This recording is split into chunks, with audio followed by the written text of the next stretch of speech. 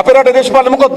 எங்கள் நாட்டின் அரசியல் என்னது? ජාතිවාදී දේශපාලනය. அது இனவாத ஒரு அரசியல். වෙනස මොකද්ද? மாற்றம் என்ன? ජාතිවාදයට එරෙහි ජාතික සමගිය දේශපාලනය. இனவாதத்துக்கு எதிராக இனவாதத்தின் ஒற்றுமைக்கு எதிராக இருக்கின்ற அரசியல். අන්න අපි ඇති කරන වෙනස. அதைத்தான் நாங்கள் ஏற்படுகின்ற மாற்றம். අපේ දේශපාලකයා කියන්නේ කවුද? எங்கள் அரசியல் என்பது யார்? දූෂිතෙක්, குற்ற செயலில் ஈடுபட்டவர், මහජනයාගේ ධනෙ නාස්ති කරන කෙනෙක්, மக்கள் பணத்தை வீணடித்தவர். அப்படித்தான் எங்கள் நாட்டில் அரசியல்வாதி. මහජනයාගේ ධනෙ හොරකම් කරන දේශපාලනය. மக்கள் பணத்தை களவெடுக்கின்ற திருடுகின்ற ஒரு அரசியல். මහජනයාගේ ධනෙ නාස්ති කරන දේශපාලනය. மக்கள் பணத்தை வீணடிக்கின்ற ஒரு அரசியல். නීතියට වඩා උඩින් ඉන්න දේශපාලනය. நீதித்துறையை மதிக்காத ஒரு அரசியல். ඒක තමයි පැරණි දේශපාලනය. அதுதான் பழைய அரசியல். අපේ රට අලුත් දේශපාලනයක් වුණා. எங்கள் நாட்டுக்கு ஒரு புதிய அரசியல் தேவை. වෙනසක් වුණා. மாற்றம் வேண்டும். ඒ වෙනස මොකද්ද? அந்த மாற்றம் என்னது? මහජනයාගේ ධනෙ හොරකම් කරන එක නතර කරන දේශපාලනය. மக்கள் பணத்தை சூறையாடுகின்ற நிறுத்துகின்ற ஒரு அரசியல். මහජනයාගේ ධනෙ නාස්ති කරන එක නතර කරන දේශපාලනය. மக்கள் பணத்தை வீணடிக்காத ஒரு அரசியல். දේශපාලකයා නීතියට යටත් වෙන දේශපාලනය. நீதித்துறைக்கு அடிபணிந்த ஒரு அரசியல். අන්න වෙනස. அதுதான் மாற்றம். ඒ වෙනස ඇති කරන්නේ அந்த மாற்றத்தை செய்யக்கூடிய ජාතික ජනබලවේගයේ ආණ්ඩුවකින් විතරයි. தேசிய மக்கள் சக்தியின் அரசாங்கம் ஒன்றின் மூலம் தான்.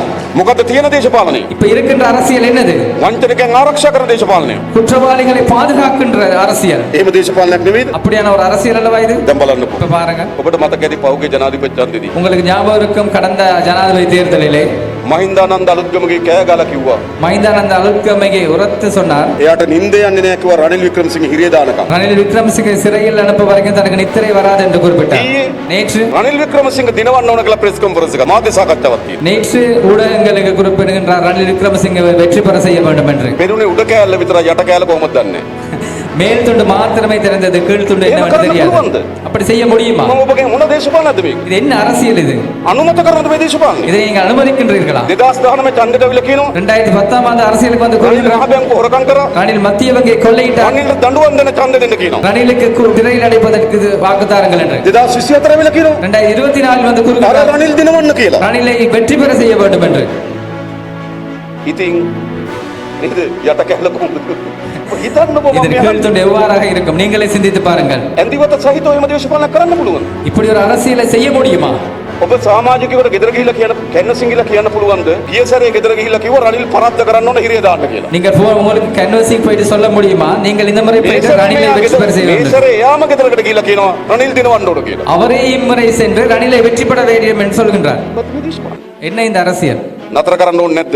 இதை நிறுத்த தேவையில்லையா? මේ හෙට මේට පණින அங்கும் இங்கு மாறுகின்ற ඇමතිකම් වලට அமைச்சர் பதவிகளுக்காக, සල්ලි වලට சல்லிக்காக, වරප්‍රසාද වලට வரப்பிரசாதங்களுக்காக හෙට මේට පණින දේශපාලනයක් තියෙනවා. அங்கும் இங்கு மாறுகின்ற ஒரு அரசியல் இருக்கிறது. එක වෙලාවක ஒரு நேரத்தில் රනිල් වික්‍රමසිංහ වහ කදුරු. ரணில் விக்ரமசிங்க தேவையற்றவர். තව වෙලාවක இன்னொரு சந்தர்ப்பத்தில் රනිල් වික්‍රමසිංහ අතිරහ. ரணில் விக்ரமசிங்க அவசியமான ஒருத்தர்.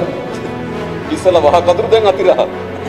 முந்தைய தேவையற்ற ஒருவர், இப்ப தேவையான ஒருவர். මොකද මේ දේශපාලනය? இது என்ன மாற்றம்? ඔබ අනුමත කරනවද මේක? இப்படி அரசியலை நீங்கள் අනුமதிக்கின்றீர்களா? එක වෙලාවක රනිල් හිරිය දාන්න ඕන කියනවා. ஒரு நேரத்தில் ரணிலை சிறையில் அடைக்க வேண்டும் என்று குறிப்பிட்டார். மற்ற நேரங்களில் රනිල් ජනාධිපති කරන්න ඕන කියනවා. ஜனாதிபதி ஆக்க வேண்டும் என்று குறிப்பிட்டார்.